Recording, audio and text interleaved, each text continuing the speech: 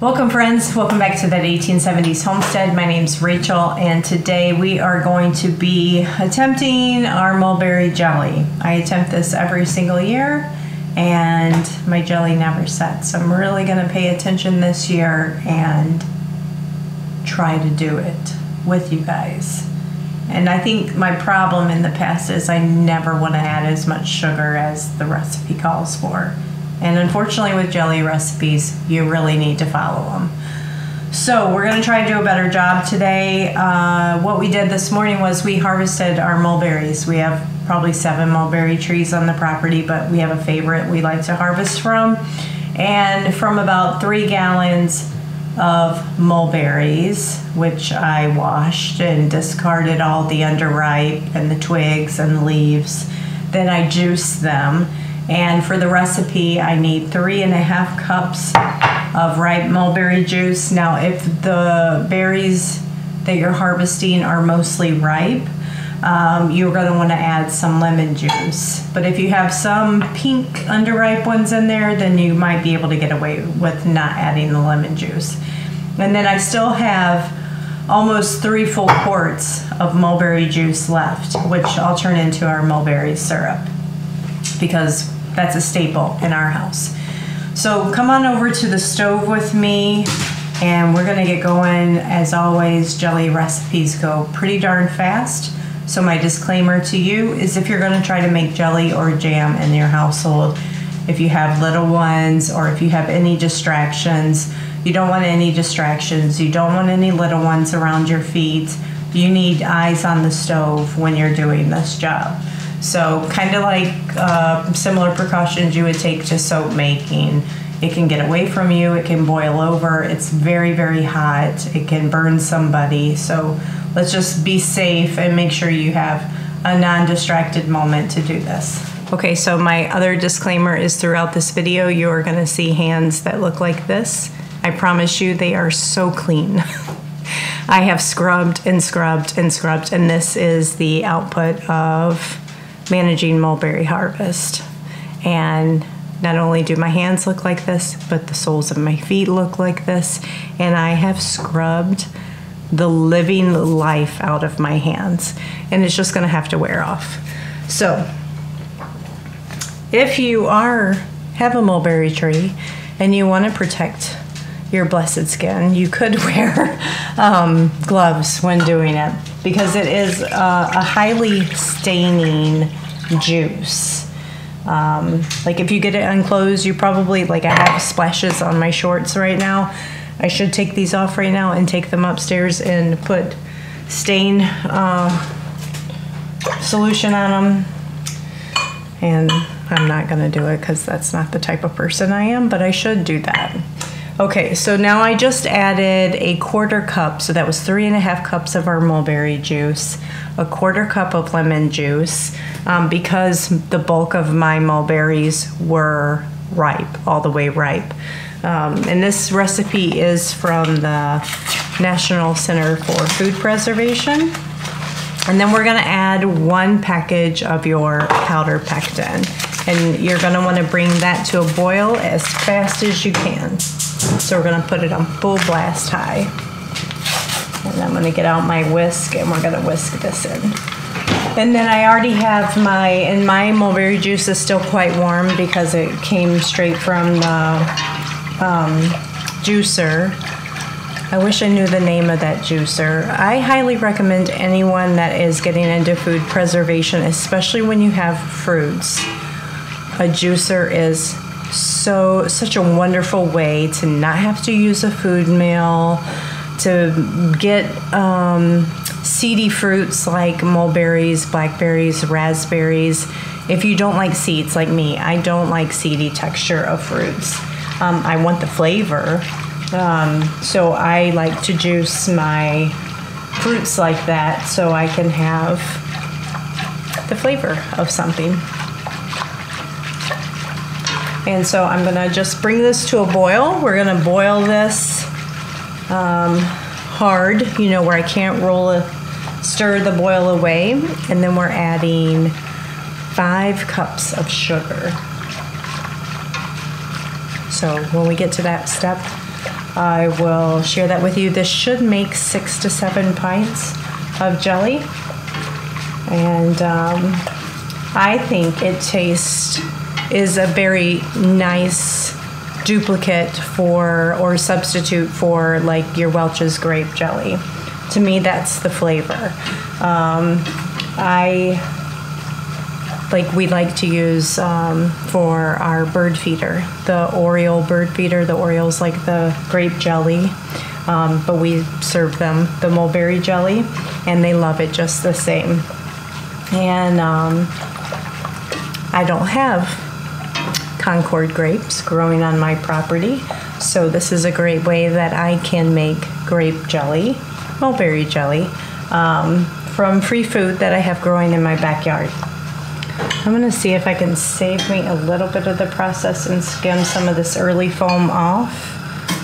And I know some people swear by adding a pat of butter to their jellies, but I plan on selling some of this at the farm stand. And if it's not a safe and tested recipe way of doing it, then I'd rather not. But if you feel comfortable doing that for your own family, go ahead and do it. And it saves you, cuts down on the foaming. But we're just going to skim this off, and that'll just make for a cleaner product in the end. Now you saw that earlier I was able to stir that boil away. Yep, right now I cannot. So we're going to add all of our sugar. And we're going to get that dissolved as quickly as possible. Bring that similarly to a full rolling boil, and let it boil hard for 1 minute.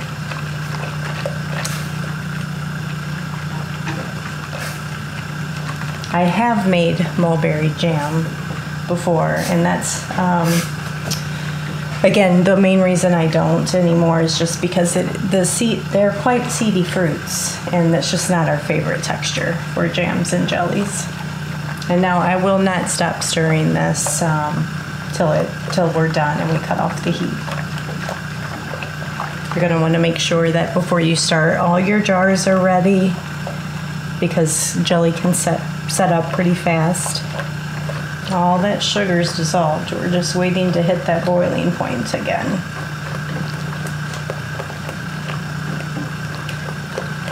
And if you've ever had jam or jelly boil over on you, you will not do it again. You will not turn your back. You will not look away, because if you're ever able to clean that up, you have worked your fingers to the bone. What a mess. I still have spots on my stove from years ago where it's just part of the stove now.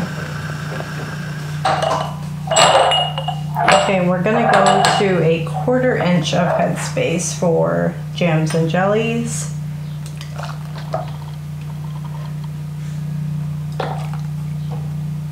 And there was quite a bit of foam there at the end that I needed to scoop off. I'll show you that in just a sec.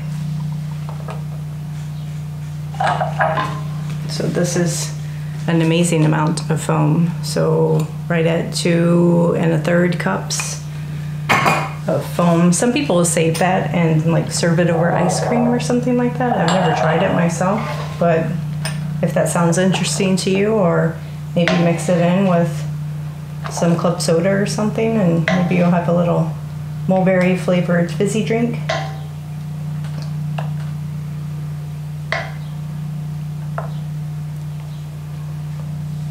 And we will have to very, very good clean the rims of our jars, because this is a sticky, syrupy mess. And this is going to be water bathed for 10 minutes. So altogether, what, 5 minutes maybe cooking time, 10 minutes, say 5 minutes jarring up your jars and 10 minutes in the canner. It's making jams and jellies is really, really easy. It's just hot, sugary, needs your attention moment. So it's setting up on me in the pot. I think I did it right this time. Yay. I think too, one of my problems was I never let that pectin step really get to a full rolling boil. Before I added the sugar, I would just wait for it to boil, and I think it doesn't like activate until it gets to that hard boil stage. Alrighty, let's get a really hot washcloth. We're gonna wash our rims and then jar these up. I'm gonna get the canner going and we're gonna can it together. So honestly, I just tasted the spoon and I would not know I'm not eating Concord grape jelly. It's so odd to me because when you eat them off the tree, I don't know that I feel like I'm eating a grape, but when you sure add sugar to it, and it tastes just like it to me. So I think it's a great way to, you don't have to plant yourself an orchard if you're a homesteader. As long as you got a mulberry tree, you got grape jelly. Or don't call it grape jelly, call it mulberry jelly what it is. But if you need to convince your kids it's grape jelly, it sure is. Alrighty. And sorry if you see or hear any rumbling in the background and like the lights just tripped. We went into a power outage yesterday with a big storm, so our generator's running. And you're just gonna put these lids on finger tight. So just till your fingers can't turn anymore. Okay, I've been canning up the wazoo, so the canner, I'm being more mindful of my water usage. I set it out on the porch and then I use that water to water the plants, so it doesn't just get poured down the drain. Alrighty friends, we're gonna put these in the canner, make sure that they are covered with at least an inch of water, and set our lid on. This is a pressure canner, but I'm using it as a water bath canner. I just set the lid on so it's sitting on the rims because I'm sick of buying water bath canners that just rust every 2 years, and so I'm just not gonna do that anymore. All right, I need to fill that up with a little bit more water. All right, so once it comes to a boil, then I'll start my timer for 10 minutes. And as always, I'll bring you guys back at the end and show you what they look like coming out of the jar. But in the meantime, let's take a look at this little spoon that we set aside and check that gel. Hardly a drip. Like this is super thick on the side from scraping. We're gonna have good jelly. And again, hands are clean, just stained. So, so good. Yeah, that's jelly. Jelly all day long. We did it. All right, thanks friends. And I really, really hope we can banish the bad reputation that mulberry trees get. Yes, they're messy. Yes, I have purple feet. And yes, I'm gonna have purple hands for a minute, but that is delicious. So, so good. So I'll see you guys on the next video, but stick around. Let's check out how these look.